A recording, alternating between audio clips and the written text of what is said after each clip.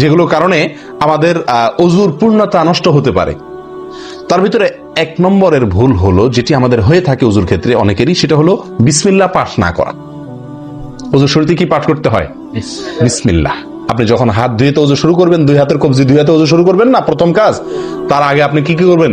বিসমিল্লাহ। বিসমিল্লাহ বলে হাত ধুয়ে তারপর অজু শুরু করবেন। বহু লোক আছি আমরা, অজুখানায় ওই গল্প করতেছি, আড্ডা মারতেছি, কথাবার্তা বলতেছি, এই বলতে বলতে অজু শুরু করে দিচ্ছি। তাহলে বিসমিল্লাহ কখন পড়তেছি? বিসমিল্লাহটা অনেক সময় অমনোযোগিতার কারণে, অবহেলার কারণে, অন্যমনস্কতার কারণে বিসমিল্লাহটা অনেক সময় আমরা বলতে ভুলে যাই। অথচ এই বিসমিল্লাহ পাঠ করা অজু শুরুতে অনেক বিশেষজ্ঞ আলেমের মতে ফরজ। অনেকে বলেন বিসমিল্লাহ পাঠ না করলে অজুই হবে না, আপনি যদি ভুলে বাদ দেন অজু হলো না।